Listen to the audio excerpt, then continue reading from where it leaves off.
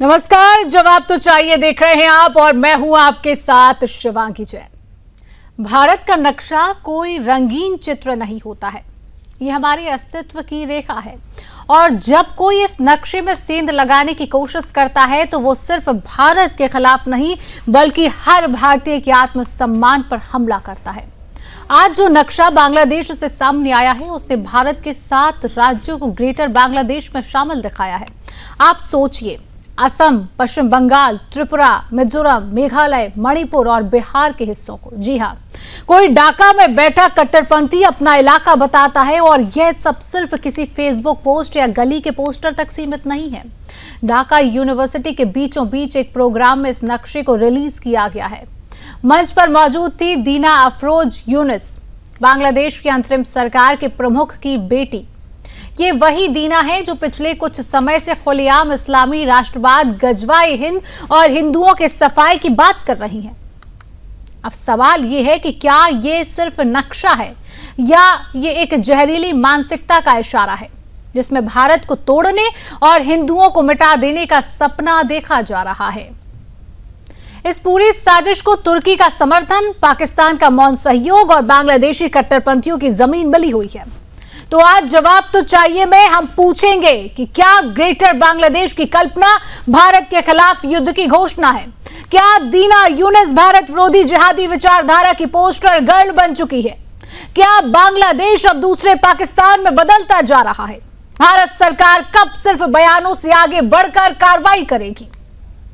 Dhaka university में इस्लामी जहर कौन फैला रहा है, आज का बहुत बड़ा सवाल है और इन्हीं सवालों पर और इन्हीं मुद्दों पर आज करेंगे चर्चा। इन्हीं सवालों पर आज होगी चर्चा, लेकिन उससे पहले हम आपको दिखाएंगे हमारी एक खास रिपोर्ट।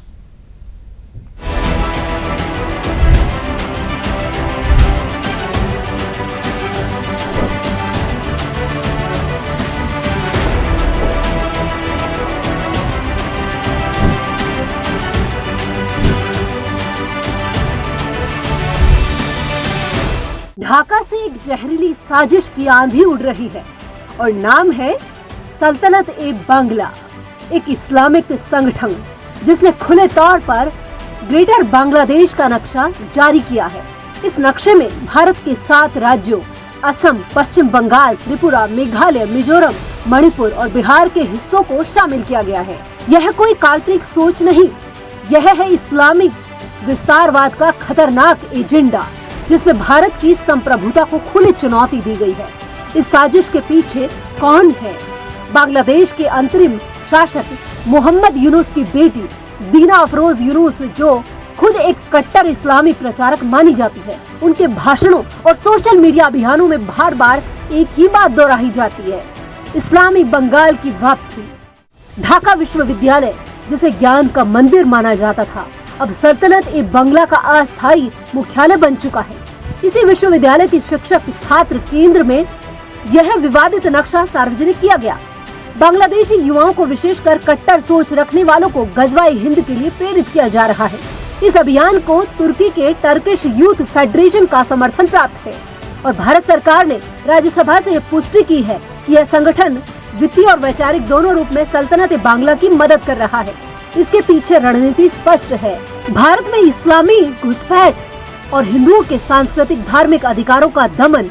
अब जरा आंकड़ों की भी सुन लीजिए। 1947 में बांग्लादेश में हिंदू आबादी 22% थी, जो अब घटकर 7% से नीचे आ चुकी है। धर्मांतरण, जबरन निकासी और व्यवस्थित दमन के चलते यह जनसंख्या लगभग सफाया होने की कगार पर है और अब एक भी हिंदू नहीं बचेगा वाला नारा एक प्रचार नहीं, क्रियान्वयन योजना बन चुका है। खुफिया एजेंसियों ने अलर्ट जारी किया है कि दीना यूनुस से जुड़ा एनजीओ सीएसएस बांग्लादेश इस साजिश का वित्त पोषण और भर्ती केंद्र बन चुका है। इससे जुड़े उपगुट बरवाह-ए-बंगाल के जरिए युवाओं को कट्टर विचारधारा की ट्रेनिंग दी जा रही है। भारत सरकार को चौकन्ना होना होगा। विदेश मंत्री एस जयशंकर ने स्पष्ट किया है कि भारत ने इस ग्रेटर बांग्लादेश के नक्शे को गंभीरता से ले लिया है। यह सिर्फ एक कागज का टुकड़ा नहीं बल्कि भारत की अखंडता पर हमला है। इसीलिए सुदर्शन न्यूज की मांग है कि बांग्लादेश में हिंदुओं के लिए एक अलग देश होना चाहिए जिसमें हिंदू बहुल क्षेत्रों को एक धार्मिक, सांस्कृतिक, सुरक्षित भूभाग देने का विचार है। बांग्लादेश के हिंदू बहुल इलाके को हिंदू देश घोषित किया जाना चाहिए। अब समय आ गया है कि भारत के अंदर और बाहर फैले हिंदू संगठनों को एकजुट होकर इस षड्यंत्र का मुकाबला करना होगा। जिहादियों का यह नक्शा, यह विचार और यह अभियान सब कुछ संकेत करता है कि गजवाए हिंद की जहरीली योजना अब सार्वजनिक हो चुकी है और भारत अब चुप नहीं बैठेगा। Bureau report, Sudarshan news.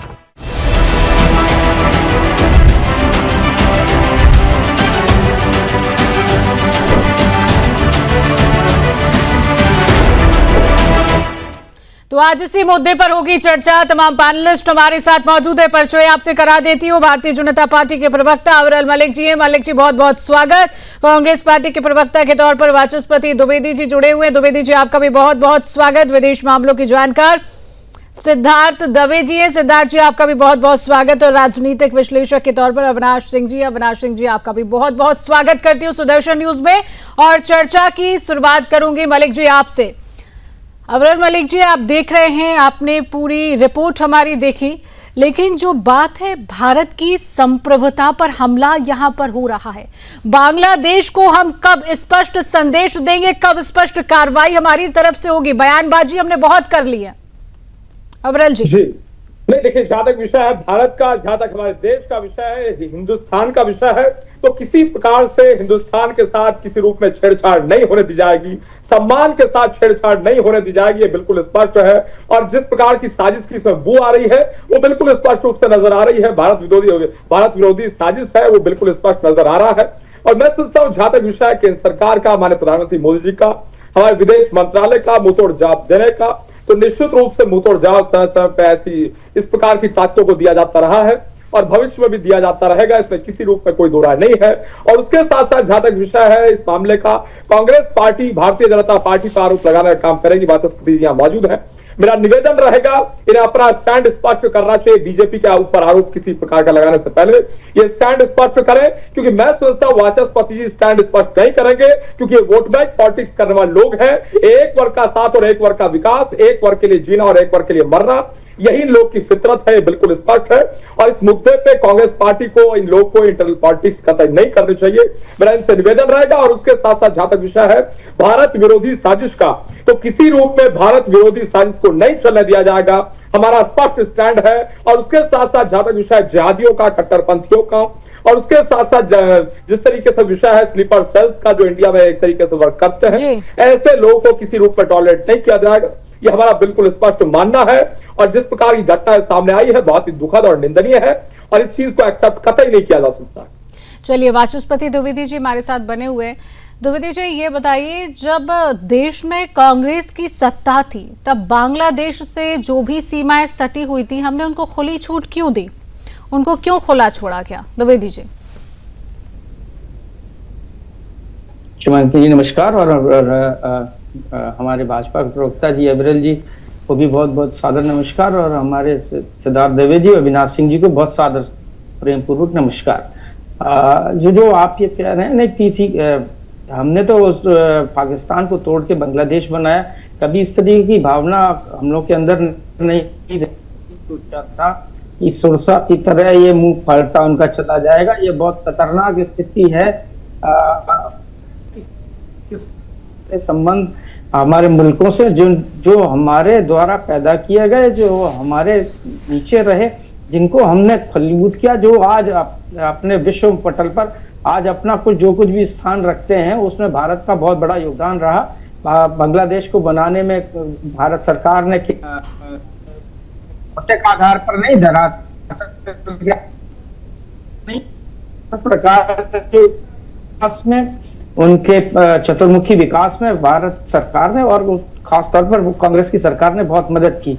लेकिन मूलतः उस दिन से ही इस तरीके की शुरुआत हो गई थी जब हमारे एजेंसीज फेल हुई थी और बंग बंधु की हत्या हुई थी। और जिस प्रकार जो उनकी प्रतिक्रिया दूसरी जिसको पाकिस्तान की शय प्राप्त थी, जिस दिन वो सत्ता नशीन हो गए थे फौजी जनरल शायद, तो उससे उस समय ही ये लगने लगा था कि एक विपरीत ध्रुव अभी भी है जो पाकिस्तान की मदद कर रहा है इस सिलसिले में। लेकिन हालात यहाँ तक पहुंच जाएगी ये कोई कल्पना नहीं कर सकता। हमारी पार्टी नितांत इस बात की विरोधी और इस बात के सरकार के साथ है कि इस प्रकार की कोई भी घटना जिसमें भारत सरकार का हित को गलत तरीके से दिखाया गया, हमारी भौतिक सीमा को, हमारी भौगोलिक सीमा को, हमारी सीमाओं को अगर कोई भी अपनी कहने की कोशिश करेगा तो ये सवाल किसी एक पार्टी विशेष का नहीं है, ये सरकार विशेष का नहीं है, सभी भारतवासियों के ऊपर बड़ा प्रश्न चिन्ह है कि किस प्रकार कोई हमारी सीमा को या हमारे देश के अंदर अपनी सीमा कहने की हिम्मत। देखिए कितनी हिम्मत इनकी बढ़ गई है। ये केवल बांग्लादेश का ही नहीं है, अगर आप देखें तो नेपाल भी इसी तरीके की जरूरत करने लगा है, उसने भी काफी हिस्सों को दिखाना शुरू कर दिया। हुआ क्या है कि मैं आरोप नहीं लगा रहा क्योंकि इस समय आरोप का विषय नहीं है। ये है कि अगर आप इसका आरोप अगर कांग्रेस पर लगाने की शुरू करेंगे, हमने ओपन कर दिया था तो ओपन तो उस समय शरणार्थी जो भी होते हैं उनको किया गया था। अन्य देशों पर अगर कोई इस प्रकार की गतिविधि होती है तो ह्यूमैनिटेरियन ग्राउंड्स पे थोड़ा उनको सामंजस्य किया जाता है, लेकिन इस तरीके की ये हरकतें करेंगे ये कोई सोच भी नहीं सकता था। लगता है कि लेकिन वाचस्पति जी यहाँ पर एक सवाल बनता है, यहाँ पर एक सवाल बनता है कि जब कांग्रेस की जो सत्ता जब भारत में थी तब अवैध बांग्लादेशी न जाने लाखों बांग्लादेशी भारत में प्रवेश तब कर चुके थे। इस पर कभी कोई एक्शन क्या कांग्रेस पार्टी की तरफ से लिया गया था? और वही बात भी मैंने आपसे पहले कही थी लेकिन उसका जवाब हालांकि मुझे नहीं मिला है कि जब कांग्रेस की सत्ता हमारे देश में थी तो बांग्लादेश से जो सटी सीमाएं थी उनको क्यों खुला छोड़ा है हमने, क्यों हमने उन्हें खुला छोड़ा? मुझे लग रहा है कि शायद आप जो लाखों की बात कर रहे हैं तो लाखों तो उस समय जब देश का निर्माण हो रहा था तो उसमें हमने उनको दिया था, हमारी सीमाएं खुली हुई थी। हमने उनका चूंकि जो हम उनके मित्रवत थे और पाकिस्तान के हम टुकड़े करना चाह रहे थे इसलिए उनका वेलकम किया था। उनके साथ बहुत अन्याय हो रहा था, जो बांग्ला भाषी हिंदू भी थे और खासतौर पर मुस्लिम भी। हमने उनका खैर मकदम किया था, इसलिए किया था कि वो शरणार्थी थे और हमारा चूंकि हम अतिथि देवो भव की संस्कृति पर चलने वाले देश हैं तो उस नाते हमने उन्होंने किया था। लेकिन इसके बाद से ये बहुत सी सरकारें आई हैं, अब 11 साल से तो कम और वही बांग्लादेशी जिनका आपने वेलकम किया, वाचस्पति जी, वही बांग्लादेशी जिनका आपने वेलकम किया आज वही भारत की सीमाओं पर सीधा हमला कर रहे हैं। जिनका वेलकम आपने किया उसका नतीजा आप देख रहे हैं, जिस चर्चा में हम बात कर रहे हैं उसका नतीजा आप देख रहे हैं।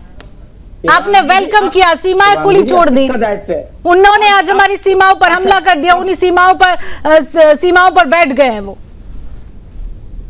अच्छा शिवांगी, चलिए छोड़िए, 71 में बांग्लादेश बना, आज कितने साल हो गए उसको बने हुए? क्या कांग्रेस ही उस समय पूरे सरकार में रही?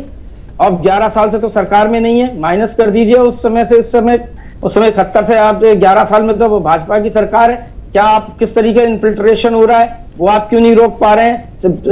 सारी सीमा बल जो आपके साथ हैं, बीएसएफ आपकी है, इंटरनल सिक्योरिटी आपके पास है, गृह मंत्रालय। चलिए ठीक है, आपकी बात का जवाब मलिक जी देंगे। मलिक जी आप जवाब देंगे इस बात का, वो आपके इनपुट क्या दे रही हैं? चलिए ठीक है, बांग्लादेश की समस्या नहीं है इस समय, तो नेपाल के साथ भी आपकी यही समस्या है, आपकी बात का जवाब लेंगे। समस्या है, यही समस्या आपकी अन्य देशों के साथ, ये भूटान से भी संबद्ध हो गई, सभी देशों के साथ आपके मित्रवत संबंध नहीं रहे, वो तो सबके सब इन्फिल्ट्रेशन कर रहे हैं।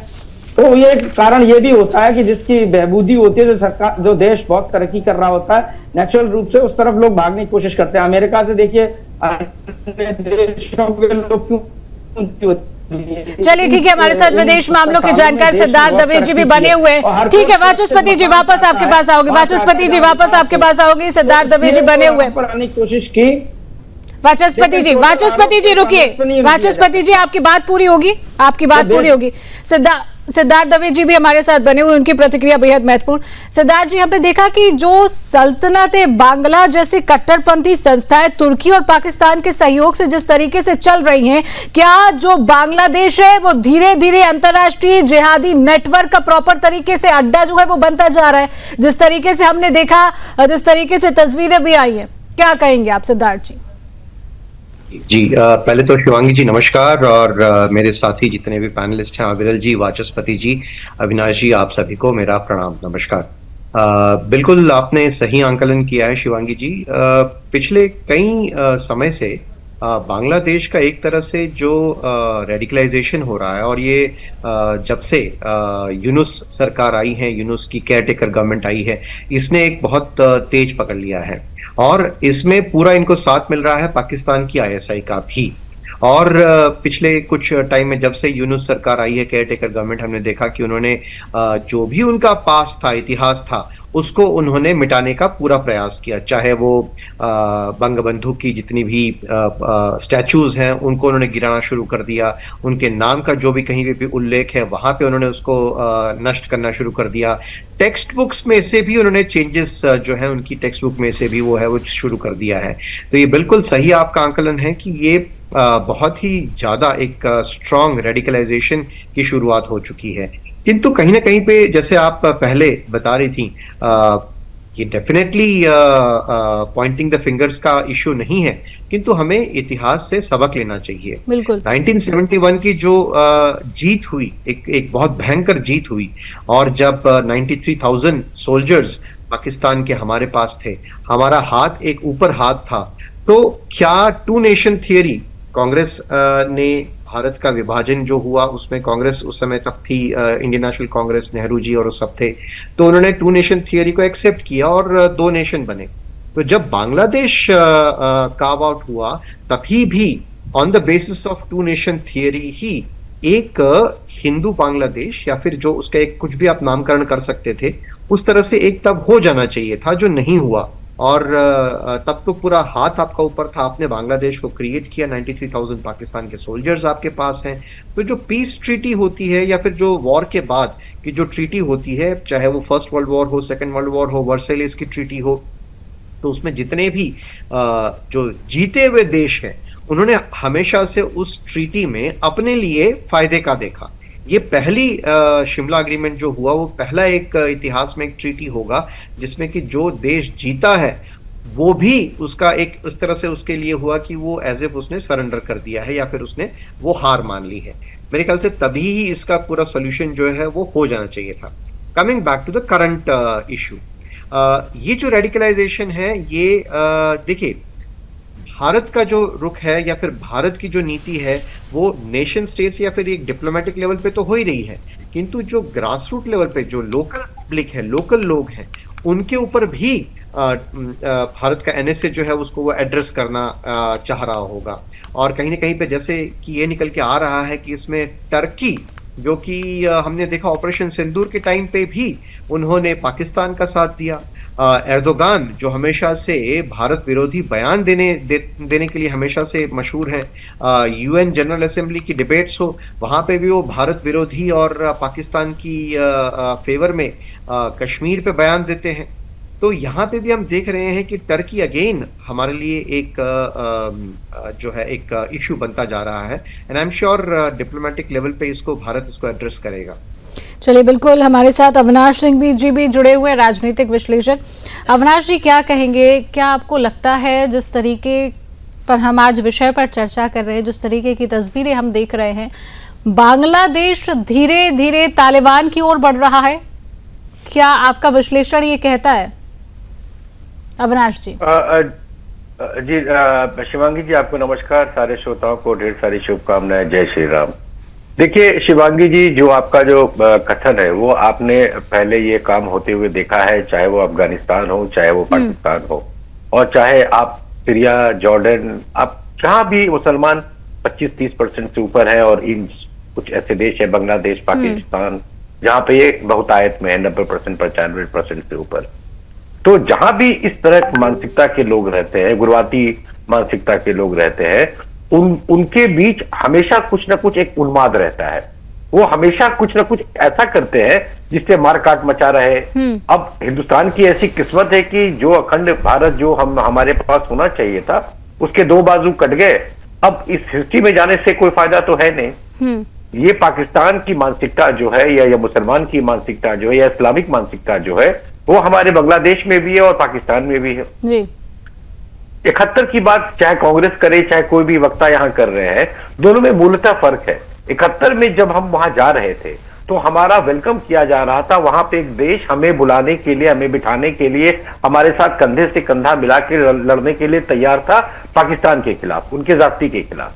तो इंदिरा गांधी का काम चाहे कितना भी मुश्किल हो, बहुत हद तक आसान था, क्योंकि एक देश उनको वेलकम कर रहा था, इंडियन आर्मी को वेलकम कर रही थी, और उस तरह का वहां पर रेजिस्टेंस नहीं था।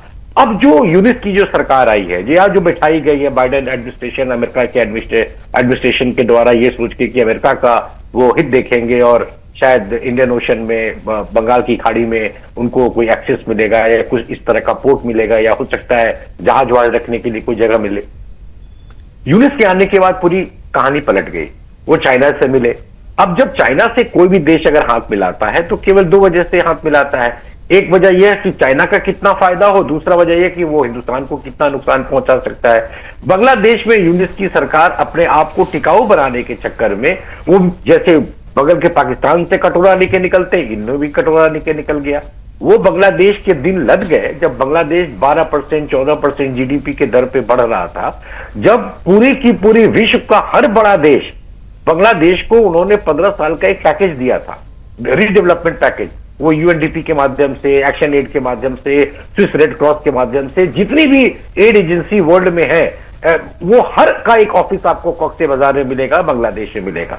और सब पूरे देश ने मिलकर के बांग्लादेश को एक ऐसी अवस्था से बाहर लाने की कोशिश की जिसमें उनको तमाम टैक्स की छूटें मिली और हर तरीके से उनको छूट मिली। अब वो समय खत्म हो गया है, तो वहां पे अनएम्प्लॉयमेंट भी बहुत ज्यादा है। वहां पे जो पुरानी जो फैक्ट्रियां थी वो सब भी बंद हो गई, स्टैंडर्ड ऑफ लिविंग नीचे गिर चुका है, बगावत हो चुका है। और बगावत करना इस्लाम धर्म का एक पार्ट है। आप देखिए कितने फिरके में ये बटे हुए हैं। मोहम्मद साहब के परिवार को उनके खुद के परिवार वाले ने मारा, ये मार दिया। ये अली को किसने मारा, उस अली के नवासे को, हसी हुसैन को किसने मारा? सब आपसदारी की लड़ाई होती है, फितरत में लड़ाई भरी हुई है, उन्माद भरा हुआ है। अब करने को भी कुछ नहीं है, और साथ में चाइना का बैकिंग मिल गया, तो ये कुछ कुछ करने की कोशिश करेंगे। जैसे चाइना मैप में ना हर 6 महीने 3 महीने पे ना अरुणाचल के मैप में कुछ अपने नाम डाल देता है, कुछ विलेज के अपने नाम, चिंगपोंग अपना कुछ नाम डाल देता है, तो वो केवल भारत को उकसाने का एक कारण बनता है। But you can be rest assured, Bharat देश को ये एश्योरेंस होना चाहिए, विश्वास होना चाहिए कि बांग्लादेश मच्छर जो होता है ना, घर का मच्छर, वो उससे भी छोटा है। अगर हिंदुस्तान चाहे तो वो 12 घंटा या 20 घंटा के अंदर उसको नस्तानाबूद कर सकता है, पर हिंदुस्तान ऐसा करेगा नहीं, क्योंकि हिंदुस्तान का भी कई सारा इन्वेस्टमेंट उसमें है। और ये बड़ी अच्छी राजनीति होती है कि जैसे बोला था प्रधानमंत्री अटल बिहारी वाजपेयी ने कि आप अपने नेबर्स को नहीं बदल सकते, आप उनके साथ किस तरीके से रह सकते हो। तो इस्लाम में जभी भी अगर वो सांप की तरह जब सर उठाने की कोशिश करे, उसको आपको कुचलना पड़ेगा, बार बार कुचलना पड़ेगा। वो हमारे शहरों में जैसे, चलिए ठीक है, ठीक है अविनाश जी, ठीक है अविरल जी बने हुए। अविरल जी, हम क्या जवाब दे रहे हैं बांग्लादेश को, किस तरीके से हम जवाब दे रहे हैं? क्योंकि यहाँ पर मैं बार बार यही बात कर रही हूँ कि भारत की संप्रभुता पर हमला हुआ है। क्या हमें बांग्लादेश को बता नहीं देना चाहिए कि अगर भारत की संप्रभुता पर जब हमला होता है तो भारत किस तरीके से जवाब देता है? हम क्या कर रहे हैं? क्योंकि वाचस्पति जी भी हमारे साथ बने हुए, उन्होंने कहा, मैंने उनसे जब सवाल किया तो जब कांग्रेस की सरकार हमारे देश में थी तो भारत की जो सटी सीमाएं थी, बांग्लादेश से जो सटी सीमाएं थी, उनको खोला छोड़ा गया। वो बोलते हैं कि हमने उनका वेलकम किया। वेलकम होने के बाद आज हम जो नतीजा देख रहे हैं, लेकिन ये बात भी सत्य है कि अभी भी भारत देश में कई ऐसे अवैध बांग्लादेशी रह रहे हैं, उनके लिए हमारी सरकार क्या कर रही है? ये भी एक बड़ा सवाल हो जाता है। 2 बड़े सवाल आपसे, मलिक जी जवाब दीजिए।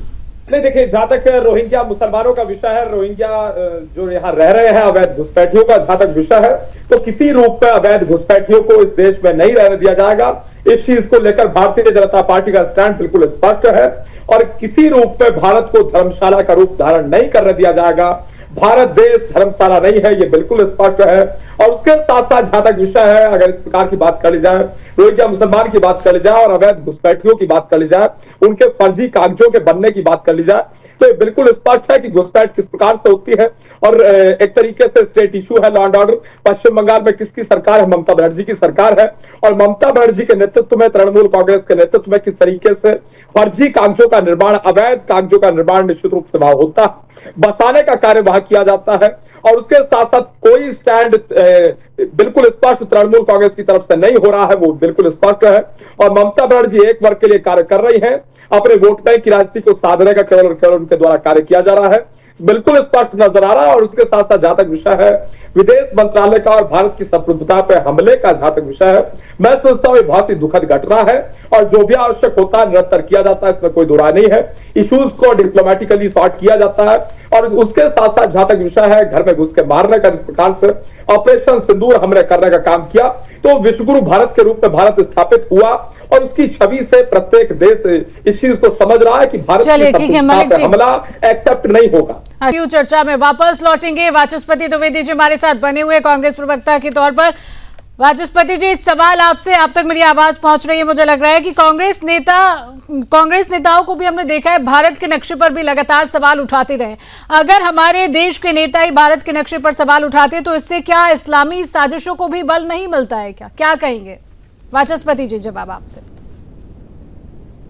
जी शुभंगी जी, जो आप अविनाश जी कह रहे थे और आप सिद्धार्थ जी कह रहे थे, उनसे मैं पूर्णता नहीं तो कम से कम अंशतः बिल्कुल सहमत हूं कि जिस प्रकार की जो इकोनॉमी जो डेवलप हुई बांग्लादेश में और हम हिंदुस्तान के लोगों ने, हिंदुस्तान के व्यापारियों ने जिस तरीके से और भारत की सरकार ने जिस तरीके से बांग्लादेश को स्टैंड अप करने की पूरी कोशिश की, और जो भी आज तरक्की बहबूदी जो बांग्लादेश के अंदर है उसमें भारत का बहुत बड़ा रोल है। लेकिन जब से यूनियन सरकार आई तो ये उनसे बिल्कुल इच्छा नहीं थी, उम्मीद नहीं थी कि इस तरीके का काम करेंगे। मुझे लगता है निश्चित रूप से आईएसआई का एजेंट तौर पर काम कर रहे हैं या पर कोई कार्य नहीं है। ये बात तो बिल्कुल उस समय 1971 के बाद जब बंगबंधु की हत्या हुई उस समय ये साबित हो गया था कि पाकिस्तान के अंदर भी बांग्लादेश के अंदर भी पाकिस्तान की जड़ें उस समय भी मौजूद थीं। लेकिन उस समय कांग्रेस ने, रॉ ने और तत्कालीन सरकार ने बहुत अच्छे तरीके से उस समस्या को टैकल किया था। लेकिन विगत की लगभग जब से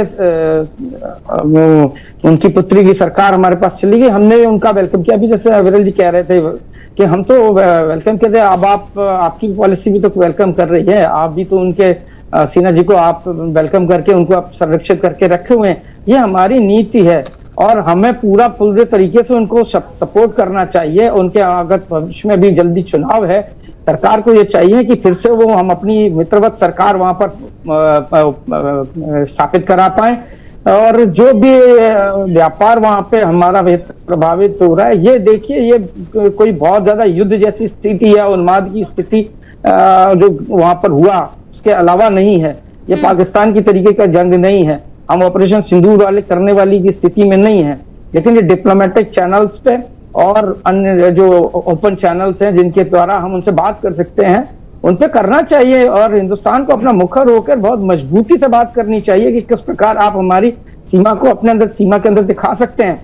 इसका बहुत फोरम्स है, बहुत आधार है। जैसा कि सिद्धार्थ जी ने बहुत कैटेगरिकली स्पेसिफाइड किया था कि जो उस समय बने थे, तो उस समय की तत्कालीन जो सरकार कांग्रेस की थी, या मैं उस समय भारत सरकार कहूंगा, उससे थोड़ा सा कांग्रेस सरकार कहने से इतर रखते हुए बड़े पर्सपेक्टिव में ये बात कहना चाहता हूं कि भारत की सरकार का ये बड़ी उपलब्धि थी कि वहां पर जितनी भी विश्व की विकास की एजेंसीज थी, यूनाइटेड नेशंस की एजेंसीज थी, एडीबी था और जो अन्य संस्थाएं थी, वर्ल्ड बैंक था, उनके द्वारा कुछ आपकी बात का जवाब दे रहे हैं, इनका माइक ऑन किया जाए। को हमने फ्लरिश कराया और उसके पीछे हमारा देश का बहुत फायदा हुआ। उसकी जीडीपी, बांग्लादेश की जीडीपी से हिंदुस्तान की जीडीपी का कहीं ना कहीं अंश शामिल है।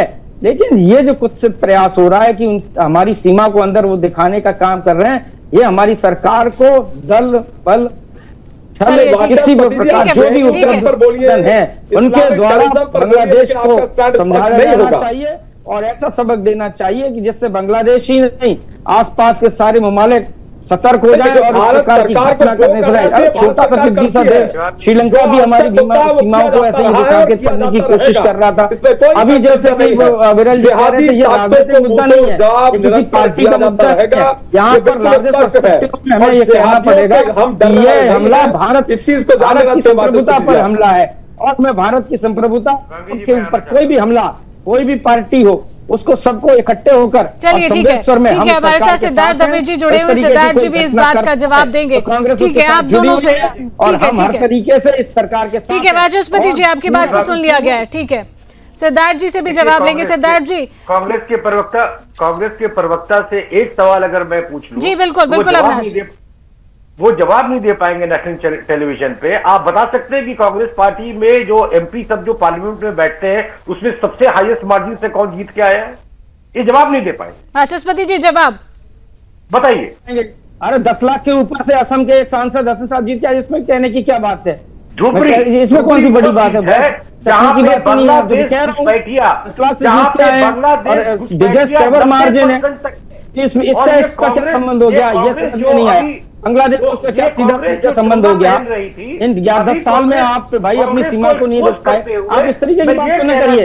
हम नेशनल इंटरेस्ट को बात कर का वोट लेके पता नहीं कौन कहां से कितने का जीत के आया, बांग्लादेश का वोट लेके आगे जीत आया, क्षुद्र बातें मत करिए, नेशन बिल्डिंग की बात करिए। देश के ऊपर हमला जो हो रहा है, सवालों से बच रहे हैं वाचस्पति जी। की बात करिए अविनाश जी, प्लीज इन सब चीजों से उठिए। सरकार कौन कितने से जीत गया ये सरकार बना रही है और आगे भी ये बांग्लादेशी के भरोसे ही सरकार बनाएंगे। चलिए ठीक है, सिद्धार्थ जी की प्रतिक्रिया। ये तो सिद्धार्थ जी, भविष्य के गत में अब आप भविष्यवक्ता है तो मैं क्या कह सकता हूँ? धुबरी में 10.5 लाख किसने वोट दिया? बांग्लादेशी के अलावा कांग्रेस को कौन वोट दिया बताइए? अरे भैया ये सवाल क्यों कर रहे हो? ये सवाल तो कहना ही नहीं चाहिए।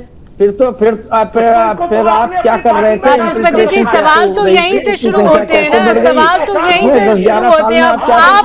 आप अवैध बांग्लादेशियों की बात करते हैं, बांग्लादेशियों का वेलकम आपकी सरकार करती है देश में। आप अवैध बांग्लादेशियों को लेकर सवाल खड़े करते हैं, आपकी सरकार वेलकम कर रही है। आप खुद उस शब्द का इस्तेमाल कर रहे हैं कि हमने उनका वेलकम किया, हमने उनका वेलकम किया। ठीक है ठीक है, जितने से वो जीते हैं वो सारा मुसलमान का वोट नहीं है, हिंदू वोट भी है। और हम लोगों की बात जो रोहिंग्या कह रहे थे, जहां तक मेरी जानकारी है बांग्लादेश में शायद रोहिंग्या नहीं रहते, बर्मा से है, बर्माई मुसलमान है। और बर्मा से मुसलमान कैसे आ रहे हैं हिंदुस्तान के अंदर? नॉर्थ ईस्टर्न स्टेट्स में आपकी सरकार। अविरल जी कोई तस्वीर दिखा रहे हैं, अविरल जी कोई तस्वीर दिखा रहे हैं। वाचस्पति जी, वाचस्पति जी तस्वीर देखिए। वहाँ आप क्या कर रहे हैं? ढूंढ के मारे जा रहे हैं। नहीं वाचस्पति जी, आपकी पार्टी की सच्चाई है, इस तस्वीर को देख लीजिए। इस तस्वीर को अविरल जी ये टेररिस्ट है, टेररिस्ट जो प्रधानमंत्री ऑफिस में आया जाया करता था, ये टेररिस्ट है जो। अरे भैया उनका भी बता दीजिए। अरे यौम विलादत में कौन गया? और ये भी बताइए जिन्ना को खरीदा खिराजे अकीदत पेश करने कौन गया उनकी समाधि पर? ये भी बता दीजिए किस तरीके से आधे घंटे हवा में तैरते रहे हमारे हवाई मंत्री प्रधानमंत्री जी। ये भी बता दीजिए बिरयानी खाने के लिए कोई आमंत्रित? वाचस्पति जी, वाचस्पति जी, वाचस्पति जी, आपने जितने सवाल पूछे हैं, एक मिनट वाचस्पति जी, आप मेरी बात सुनिए। फितरत है, आपको उनसे चतुर रहना चाहिए। वाचस्पति जी, वाचस्पति जी, आप, मुझे लग रहा है आपको वो तस्वीर नजर नहीं आ रही है, वो तस्वीर आपको नजर नहीं आ रही है जो अविरल जी दिखा रहे हैं। और आपने जितने आपने सवाल पूछे उन हर सवालों का जवाब उनकी तस्वीर में। वाचस्पति जी, आपके पास सवालों का जवाब मुझे लग रहा है नहीं है, इसलिए आप मेरी बात से नहीं पकड़ रहे हैं। प्रधानमंत्री के साथ फोटो खिंचा रहा है आतंकवादी के विषय पर आप बोलिए। अरे वाचस्पति जी, अब जवाब तो दे दीजिए उस तस्वीर पर। वाचस्पति जी, कोई पाकिस्तान स्पष्टीकरण आपको देना चाहिए। जिहादियों पर, खालिस्तानियों पर, अलगाववादियों पर, माओवादियों पर कुछ नहीं। माइक म्यूट करिए, अविरल जी की प्रतिक्रिया लेंगे। अविरल जी की प्रतिक्रिया लेंगे। अविरल जी, आप देख रहे हैं कि वाचस्पति जी के पास कोई जवाब नहीं है, लेकिन आपकी प्रतिक्रिया बेहद महत्वपूर्ण। जवाब दीजिए जी। नहीं देखिए, जहां तक विषय वाचस्पति जी का, वाचस्पति जी जिहादियों के ऊपर, माओवादियों के ऊपर, खालिस्तानियों के ऊपर, उग्रवादियों के ऊपर, कट्टरपंथियों के ऊपर, इस्लामिक टेररिज्म के ऊपर मैं सोचता हूं कतई कुछ नहीं बोलेंगे, अवैध घुसपैठियों के ऊपर कुछ नहीं बोलेंगे। और ये जो तस्वीर है ये स्पष्ट करती है कि कांग्रेस पार्टी का क्या स्टैंड है। ये यासीन मलिक, ये आतंकवादी, ये हत्यारा, ये खड़ा हुआ है इस देश के पूर्व प्रधानमंत्री, तत्कालीन प्रधानमंत्री स्वर्गीय डॉक्टर मनमोहन सिंह के साथ। इस चीज को स्पष्ट रूप से जान लेना चाहिए। यह है कांग्रेस पार्टी की सच्ची तस्वीर, असली तस्वीर। ये कांग्रेस पार्टी का असली चेहरा है। कांग्रेस पार्टी का वोट बैंक है ये, कांग्रेस पार्टी का वोट बैंक है ये, वोट बैंक की राजनीति है। बिल्कुल शिवांगी जी, देखिए ये वोट बैंक पॉलिटिक्स करने वाले लोग हैं, या अवैध घुसपैठियों पर कुछ नहीं बोलेंगे। यही लोग हैं जो बचाने का उन्हें कार्य करते हैं, यही लोग हैं जो उन्हें बचाने का कार्य करते हैं। लेकिन भारतीय जनता पार्टी का बिल्कुल स्पष्ट स्टैंड है, किसी रूप में अवैध घुसपैठियों को नहीं बसाया जाएगा। हमारा स्पष्ट मानना है और किसी रूप में भारत की संप्रभुता पे हमला करने वाले लोगों को नहीं बख्शा जाएगा और नहीं बख्शा जाना चाहिए। मुंह तो जवाब दिया जाता रहा है, दिया जाता रहेगा, इसमें कोई दो राय नहीं है। और उसके साथ साथ कांग्रेस पार्टी का स्टैंड स्पष्ट होना अत्यंत आवश्यक है, लेकिन ये अपना स्टैंड स्पष्ट नहीं कर रहे हैं। एक मिनट, वाचस्पति जी भी कुछ कह रहे हैं। जी वाचस्पति जी, आप भी कह लीजिए, क्या जवाब कोई आया आपके पास? अभी कोई जवाब है? मैं ये कह रहा हूं कि अविरल जी कदम उठाएं, अविरल जी की सरकार वो कदम उठाए और एलओपी और सारा विपक्ष ऐसे कदम को, जो कदम इन सब ऐसी शक्तियों के खिलाफ होगा तो इसमें पूरा विपक्ष सरकार के साथ खड़ा होगा। जो भी देश अरे तो आपकी सरकार में क्या कदम उठाएंगे? आपने तो वेलकम कर दिया घुसपैठियों का। कांग्रेस सरकार आपने तो अपनी सरकार में घुसपैठियों का वेलकम कर लिया। बीजेपी सरकार से आप कह रहे हैं ठीक है, अगर आप साथ होने की बात भी करते हैं तो अपने नेताओं से एक बार पूछ लीजिए, राहुल गांधी को कोई दिक्कत तो नहीं है अगर आपका पूरा विपक्ष साथ नजर आ जाता है? तो ये कोई बहस का मुद्दा नहीं हो सकता।